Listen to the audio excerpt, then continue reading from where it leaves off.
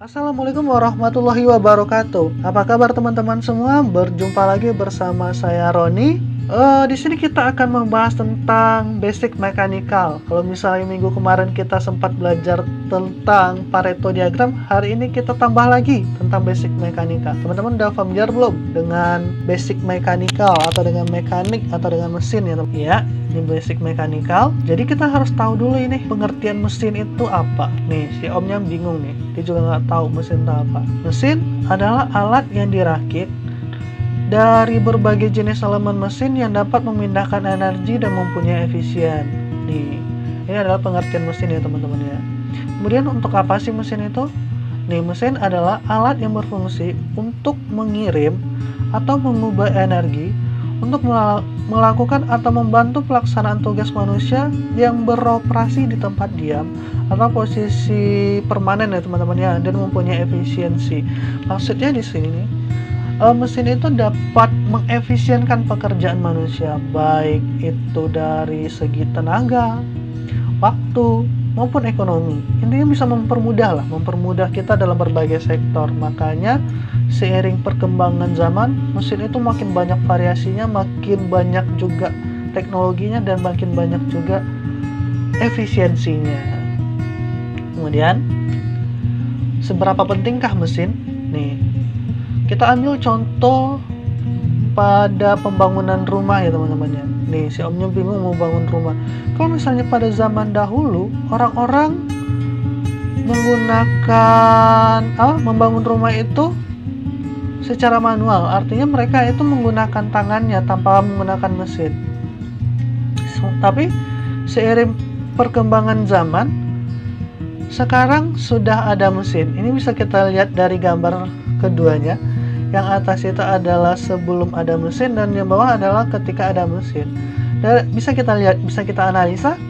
Kalau misalnya kita pakai manual, pakai tangan, dari segi waktu mungkin lebih lama.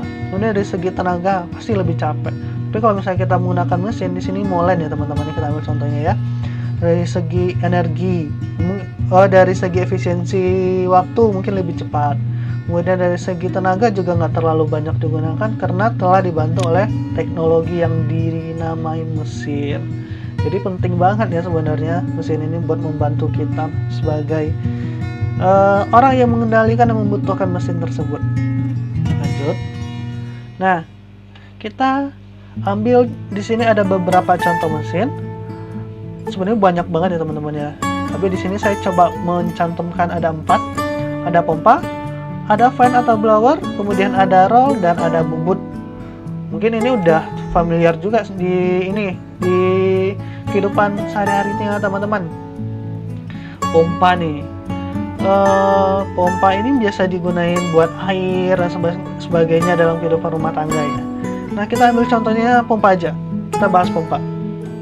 Salah satu contoh mesin. Nah, kita bahas pompa. Pompa adalah alat atau mesin yang menggerakkan fluida dari tempat yang bertekanan rendah ke tempat dengan tekanan yang lebih tinggi. Atau secara bahasa sederhananya, pompa itu mengalirkan fluida dari tempat yang bertekanan rendah ke tempat yang bertekanan tinggi ya. Untuk mengatasi perbedaan tekanannya tersebut, maka kita perlu yang namanya energi, watt, power, seperti itu ya teman-teman ya. Nih, ini ada 2 buah contoh pompa yang saya ambil. Mungkin teman-teman juga udah familiar banget ini sama gambarnya juga. Kemudian, fungsi pompa itu secara umum itu ada 2. Yang pertama, memindahkan cairan dari satu tempat ke tempat lainnya. Misalnya, air dari akuafer di bawah tanah ke tangki penyimpanan air. Ini biasa nih dalam kehidupan sehari-harinya kita teman-teman. Buat air mandinya kita, biasanya kita ngambil air dari tanah atau dari sumur, terus kita alirkan ke bak mandi kita, itu menggunakan pompa. Yang kedua, untuk mensirkulasi cairan di sekitar sistem. Ini biasanya kalau sistem sirkulasi ini banyaknya digunakan di industri-industri ya teman-teman ya. Contohnya oil and gas, kemudian ada paper juga. Kemudian masih banyak lah biasanya untuk mengalirkan air gitu, atau untuk mengalirkan fluida-fluida itu pasti di Indonesia menggunakan yang namanya pompa. Kemudian kita akan belajar tentang, bukan belajar sih, lebih sedikit mengetahui tentang bagian-bagian pompa. Di sini saya ngambil contohnya bagian pompa sentrifugal. Sebenarnya banyak banget jenis-jenis pompa teman-teman. Nanti kita bahas, tapi kita bahas dulu ini bagian pompanya. Yang pertama itu ada yang namanya casing. Casing mungkin teman-teman juga udah familiar ya kalau misalnya casing. Casing itu biasa disebut itu bagian luar ya teman-teman, sebagai pelindung pompa gitu. Atau di HP teman-teman juga ada casingnya, itu bagian luarnya. Kemudian ada impeller. Nah, impeller itu berfungsi untuk mentransfer energi dari putaran motor menuju fluida yang dipompa dengan jalan mengakselerasikannya dari tengah impeller ke luar sisi impellernya. Namun kalau untuk desain impeller ini bergantung kepada kebutuhan tekanannya teman-teman. Nah, atau juga dari kecepatan aliran serta kesesuaiannya dengan sistemnya. Jadi impeller ini tuh bentuknya atau desainnya itu berdasarkan kebutuhan, bisa didesain. Kemudian ada shaft atau poros nih. Poros, kalau misalnya di bahasanya kita juga udah tahu poros itu apa ya. Poros, tapi kalau poros pompa itu adalah bagian yang mentransmisikan putaran dari sumber gerak seperti motor listrik ke pompanya. Nah, yang perlu kita perhatikan itu adalah pada sebuah komponen untuk pompa sentrifugal ini yang bekerja di titik efisiensi terbaiknya, maka gaya bending porosnya akan secara sempurna terdistribusi ke seluruh bagian impeller pada pompanya tersebut. Dan yang keempat itu adalah bearing atau bantalan. Nah, bearing pada pompa itu fungsinya untuk menahan posisi rotor relatif terhadap stator sesuai dengan jenis bearing yang digunakan. Nah, bearing yang digunakan pada pompa yaitu beberapa journal bearing yang berfungsi untuk menahan gaya berat dan gaya-gaya yang searah dengan gaya berat tersebut, serta truss bearing yang berfungsi untuk menahan gaya aksial yang timbul pada poros pompa relatif terhadap stator pompa. Kemudian yang kelima itu ada kopling. Nih, kopling, kalau misalnya kopling gak cuman ada di motor sama mobil ya teman-teman, yang pompa juga butuh kopling. Kalau pada pompa kopling fungsinya juga sama. Fungsi kopling di sini itu untuk menghubungkan dua shaftnya, di mana yang satu adalah poros penggerak dan yang satu adalah poros penggerak. Yang satu poros penggerak, yang satu poros yang digerakkan, sama kayak di motor dan di mobil ya. Kemudian ada packing and seal. Nah, sistem packing pada pompa adalah untuk mengontrol kebocoran fluida yang mungkin terjadi pada sisi bantalan antara bagian pompa yang berputar atau pada porosnya dengan statornya. Jadi di sini itu fungsinya lebih untuk mengontrol kebocoran fluidanya ya teman, di bagian bantalan si pompa. Kemudian yang terakhir ada sistem lubrikasi. Sistem lubrikasi di sini berfungsi untuk mengurangi koefisien gerak antara dua permukaan yang bertemu sehingga mengurangi resiko kausan. Nah, lubrikasi pada pompa terutama digunakan pada bagian bearingnya.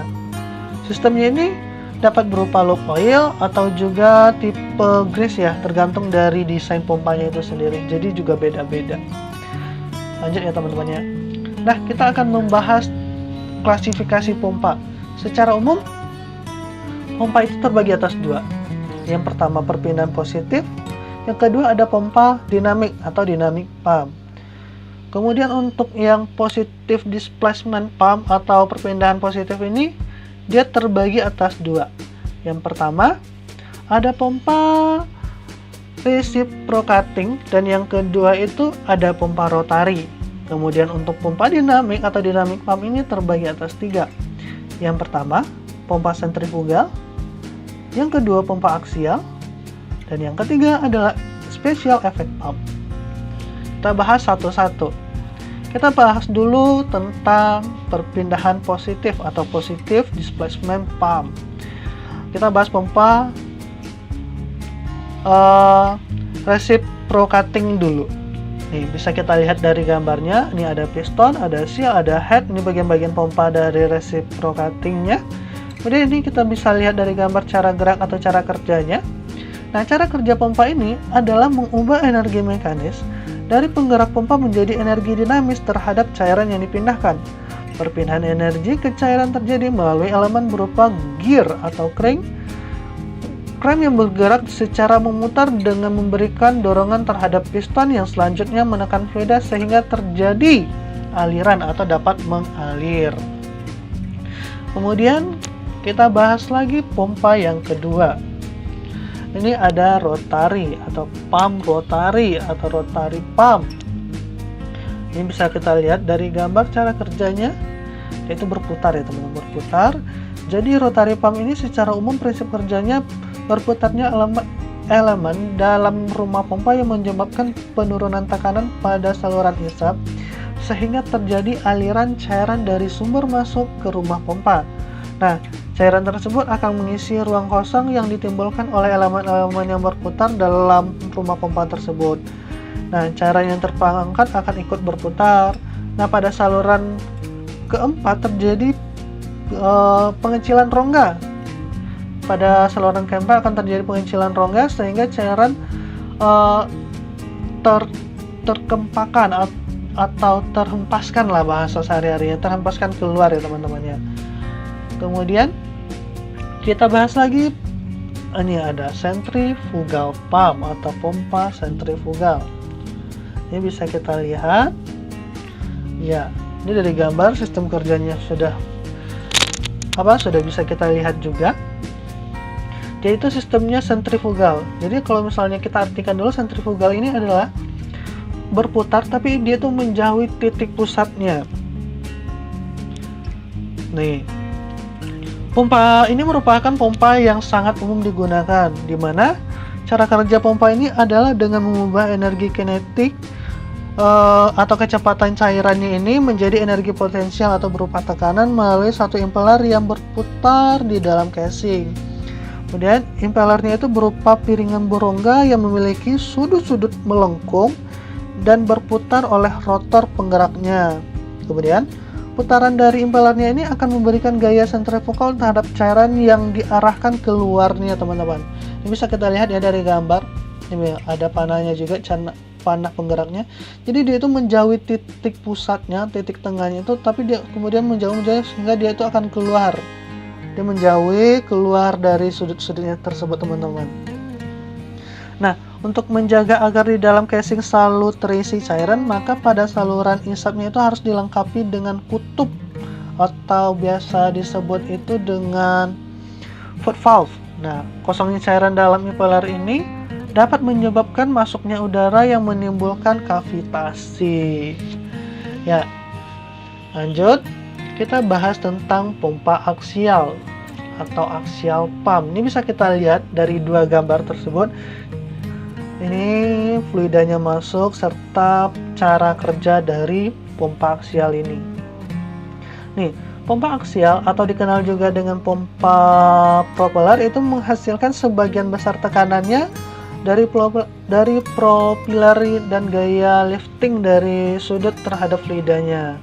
Nah, pompa aksial terbagi menjadi dua jenis ya secara umumnya itu. Yang pertama itu ada pompa aksial vertikal dan yang kedua itu ada pompa aksial horizontal. Artinya yang satu itu datar, yang satu itu berdiri gitu ya teman-teman ya bahasa sehari-harinya. Jadi umumnya pompa aksial ini banyak digunakan adalah pompa aksial tipe vertikal. Nah, sementara untuk yang horizontalnya ini banyak digunakan untuk fluida dengan debitnya besar tapi tekanannya kecil. Ini untuk si pompa aksial. Next kita bahas tentang special effect pump ya teman-teman ya, special effect pump. Nih, pompa jenis ini digunakan pada industri dengan kondisi tertentu. Jadi dia itu spesial seperti namanya. Ini berbagai jenis pompa yang termasuk ke dalam jenisnya itu. Yang pertama ada jet eductor atau injektor ya teman-teman ya. Ini gambarnya bisa kita lihat. Nih, pompa injektor ini adalah sebuah alat yang menggunakan efek Venturi dari nozzle konvergen atau divergennya untuk mengkonversi energi tekanan dari fluida bergerak menjadi energi gerak sehingga menciptakan area bertekanan rendah dan dapat menghisap fluida dari sisi atau dari sectionnya. Kemudian yang kedua itu ada gas lift. Nah, gas lift pump ini adalah, bisa kita lihat dulu ya, ini ada gambarnya. Nah, gas lift pump ini adalah sebuah cara untuk mengangkat fluida di dalam sebuah kolam dengan jalan menginjeksikan dari gas tertentu yang menyebabkan turunnya berat hidrostatik dari fluida tersebut sehingga reservoirnya ini dapat mengangkat ke permukaan. Ini juga banyak nih kita jumpain dalam kehidupan sehari-hari. Kemudian yang ketiga ada hydraulic ram. Hydraulic ram ya teman-teman, ini bisa kita lihat juga gambarnya. Hydraulic ram atau pompa air hidrolik ya, itu adalah pompa air siklik dengan menggunakan tenaga hydropower. Dan yang terakhir itu adalah electromagnetic pump. Seperti namanya ya teman-teman, yang pada pompa elektromagnetik ini pompanya itu bergerak atau menggerakkan fluida logam dengan jalan menggunakan gaya elektromagnetik. Nah, itulah teman-teman jenis-jenis pompa tadi sempat kita bahas. Secara umum terbagi atas dua tadi, ada perpindahan positif dan pompa dinamik. Kemudian diklasifikasikan lagi, yang perpindahan positif itu ada pompa reciprocating dan pompa rotari. Dan yang dinamik itu ada centrifugal, axial, dan special effect pump. Sekian dari saya teman-teman, semoga bermanfaat. Sedikit ilmu yang bisa saya bagi ke teman-teman, mudah-mudahan ada manfaatnya untuk kita semua. Sampai ketemu lagi di video saya selanjutnya. Tetap semangat, tetap sehat dalam kondisi yang seperti ini, dalam kondisi yang kritis, dalam kondisi yang sedang sakit, dalam kondisi COVID tentunya. Tetap semangat, tetap sehat.